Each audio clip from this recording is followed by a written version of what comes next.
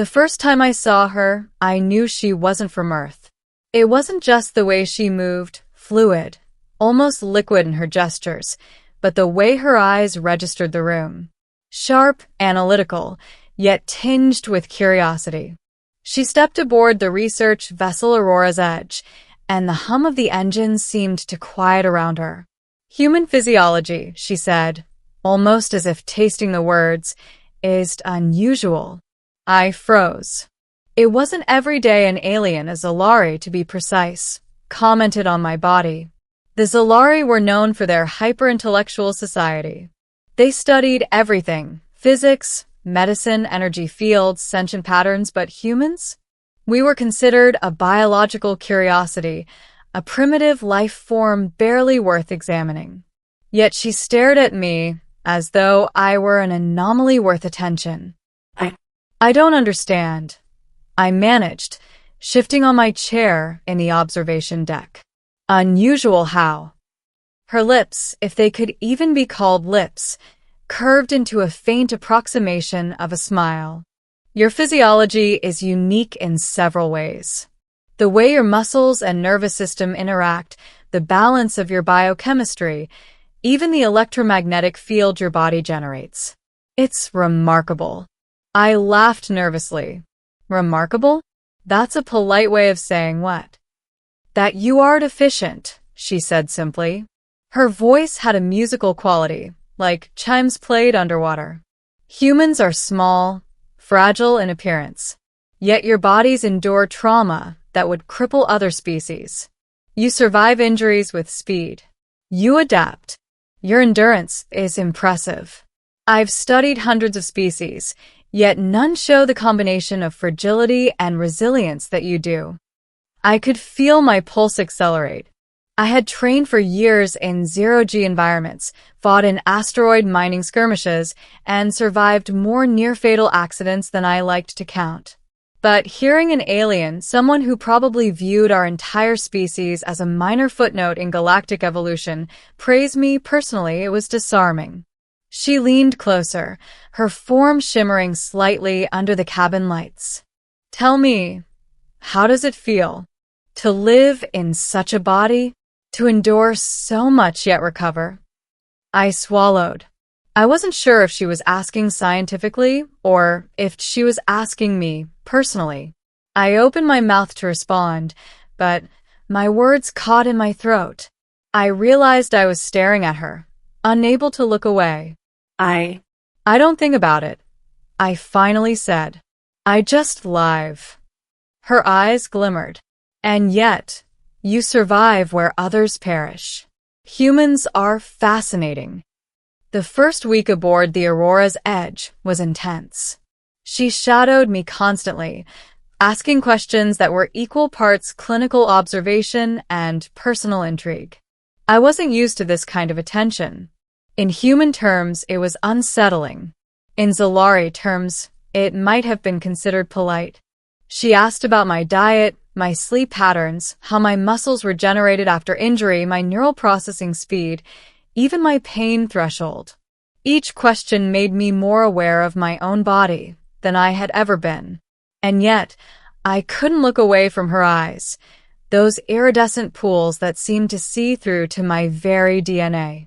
One evening, she approached me in the med bay while I was running diagnostics on my own vitals. "May I?" she asked, gesturing toward the chair beside me. I nodded. She sat, and for a moment there was silence. Then she asked the question that had haunted me since the day we met. "Would you allow me to observe physically? To examine your musculature, your cellular structure?" I blinked. "Physically? You mean like touch?" "Yes," she said simply. "Touch. I wish to see how your body responds to stimulation, how the systems integrate. You are an anomaly. I must understand." I felt my chest tighten. I knew humans were fragile in comparison to Zolari, but there was something respectful in the way she asked. This wasn't a predatory interest, it was scientific. Yet the intimacy of it was electric. I don't know, I said, but my voice lacked conviction. You do not need to answer immediately, she replied. I am patient, but the opportunity may not present itself again. You are unique. Her words lingered in the med bay long after she left. I couldn't stop thinking about them, about her, about the way she saw me. For the first time, I considered what it meant to be human. Not just a survivor, not just a biological specimen, but something remarkable. 3 days later, a crisis struck the Aurora's edge. A solar flare had erupted unexpectedly, sending a wave of radiation through our sector. Shields held, but only barely. Crew members scrambled to contain critical systems, and I was thrown into the chaos. In the control room, I saw her, my alien observer, frozen, unsure what to do. Then she met my gaze. Without hesitation, I ordered her to a safe station and took control of the failing engines. Hours later, after the flare subsided, the ship had sustained damage, but we were alive. Exhausted, I slumped against a wall. She approached me, her form flickering with residual stress signals. You responded differently than expected, she said. Most species would panic. You adapted. Improvised. Your survival instincts, they are extraordinary. I felt something swell inside me, pride, fear, relief, all at once. And then she did something I didn't expect. She reached out, lightly, brushing my arm. Your musculature is denser than I imagined, she whispered. Even in crisis, you maintain integrity. Remarkable. My heart raced. I could feel her fingertips against my skin, analyzing, yet not violating, respecting. I started, but my voice faltered. She tilted her head, her eyes locking on mine, and I realized I couldn't lie. I wanted her to touch, to observe, to understand. So I nodded. The next hour was a revelation. She examined me, running her hands over muscles, testing reflexes, analyzing responses in real time. Each touch was clinical, yet there was an intimacy that transcended science. She noted the regenerative capacity of my cells, the density of my neural pathways, even the way my skin conducted subtle electromagnetic currents. You are perfect, she murmured finally, almost to herself. A living paradox. Fragile, yet unbreakable. Weak, yet formidable. I felt a rush of emotions I couldn't name, pride, fear, desire, wonder, all swirling together. I realized in that moment what humanity meant. Not our weapons, our ships, our technology. Not our intelligence alone, but us. Our resilience, our unpredictability. Our ability to endure, to rise, to adapt. And she saw it. Days passed, and she continued her study. Yet something had shifted. The cold, analytical observer had softened. She laughed at my jokes, slightly awkward, but genuine. She shared glimpses of her own culture, her own biology, and I learned that even the Zalari, with all their intellectual supremacy, admired humans quietly. We were anomalies, yes, but anomalies that survived. Anomalies that inspired awe. One night, she approached me again in the observation deck, the stars streaking past in hyperspace. You understand, don't you? She asked softly. Understand what? I replied, that you are exceptional, that your body, your mind, your will, they are rare in the galaxy. That even species like mine we notice. I swallowed, feeling my throat tighten. I never thought about it that way. You should, she said, reaching out to touch my shoulder. You carry the strength of your species in every cell, every decision, every action that matters. I looked at her, really looked at her, and for the first time, I realized the truth. I wasn't just a human in a galaxy of aliens. I was a human worth noticing. Her hand lingered, warm despite the alien temperature regulation, and I felt something surge through me, an unspoken connection. A bond that wasn't just biological curiosity but recognition, mutual respect, perhaps even awe. I never imagined anyone would see it, I admitted quietly. Few do, she said. But I do. And I am not alone. Humans, you endure. You persist. You thrive where others fail. That is beautiful. For a long time, we simply sat, looking at each other and the stars beyond. And I understood fully why she had asked about my body. Not to study, not to dissect, not to dominate, but to understand the miracle of humanity firsthand. And I couldn't look away. Weeks later, as the Aurora's edge returned to known space, she prepared to leave. You will continue to be studied, she said, though her tone hinted at something else, a promise, almost a farewell. I'll be here, I said simply. Her form shimmered, faintly glowing. You have changed my understanding, not only of your species, but of what it means to be alive. Thank you, human. As she departed, I felt a deep pride swell within me. Not because an alien had admired me personally, but because humanity itself had been recognized. Our fragility, our resilience, our capacity to endure it mattered.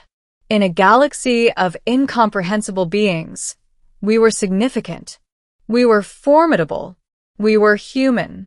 And somehow, in a universe so vast, I had been seen. Really seen. I often think about that moment, even now. The day she asked about my body. The day I realized that humans were more than just another species. We were extraordinary. Our strength wasn't just in technology, in weapons, in intellect. It was in our very essence. In our ability to endure, adapt, and persist. And maybe, just maybe, that was what made us worth noticing. Weeks later, the Aurora's edge had returned to established space lanes. Repairs were complete, systems humming efficiently, and life aboard the ship was slowly returning to routine. I spent hours on the observation deck, staring at the stars, replaying every moment with her in my mind.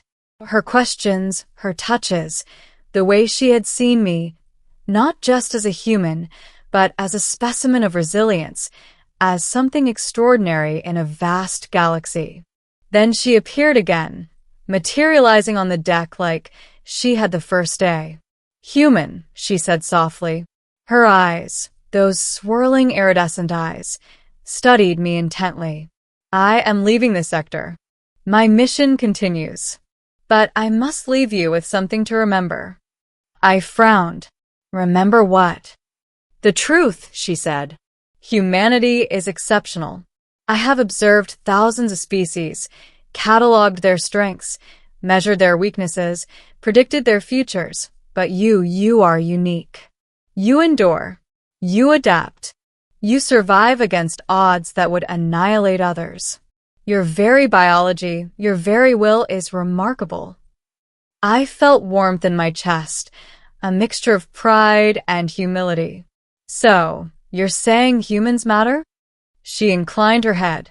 More than you realize. Not because you wield power or technology, but because you persist. You thrive when others fail. You are fragile yet unbreakable, small yet capable of vast impact.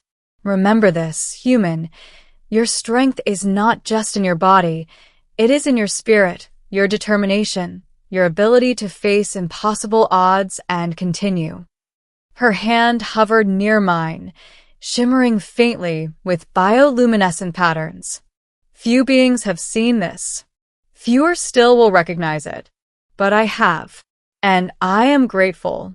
I realized then that her fascination had never been about me alone. It had been about humanity. Our species, our essence, captured in one individual. And somehow I had been chosen to embody that. Will you ever return? I asked, my voice barely more than a whisper. Her form rippled. Perhaps. The galaxy is vast, and paths cross in ways we cannot predict. But even if I do not know this, humans are noticed. Humans endure. Humans matter. And with that, she dematerialized, leaving behind a faint trace of her energy signature. The subtle warmth, the sense of awe, the undeniable reminder that humanity's resilience was something the universe recognized, even if most beings could not. I stood alone on the observation deck for a long time, staring at the stars. I thought about the near miss with the solar flare, about the way she had traced my muscles, studied my reflexes, analyzed my cells. And I smiled. Not out of vanity, but out of understanding. We humans were fragile, yes, but we were formidable in ways the galaxy couldn't ignore. In that moment, I swore I would never forget. Not the alien who had seen me, not the hands that had examined me, not the words that had validated every trial, every scar, every struggle my body had endured. Humanity was extraordinary. I was extraordinary. And even if the galaxy didn't always notice, I knew the truth. I turned to the ship's console and began logging new protocols, new plans for exploration. The universe was vast, unpredictable, dangerous. And yet, I felt ready. Because if a human could survive what I had endured, endure what I had faced, then there was no challenge we couldn't confront. And somewhere in the infinite expanse of stars, she would remember me. And I would remember her. And in that memory, a quiet truth endured. Humans were remarkable. And I was living proof. I stepped out onto the deck, feeling the subtle vibrations of the ship beneath my feet, and for the first time, I didn't feel small. I felt immense. I felt alive. I felt human. The galaxy stretched endlessly before me, full of unknown threats and limitless wonders. But for the first time, I realized something fundamental. No matter how vast the cosmos, humans were not just survivors. We were extraordinary. And I would carry that knowledge with me. Every mission, every challenge, every step. The stars glittered in acknowledgement, or perhaps in quiet admiration. And I smiled again because now I understood. Our strength was never in comparison to others. It was within us. And as long as we endured, nothing could diminish it.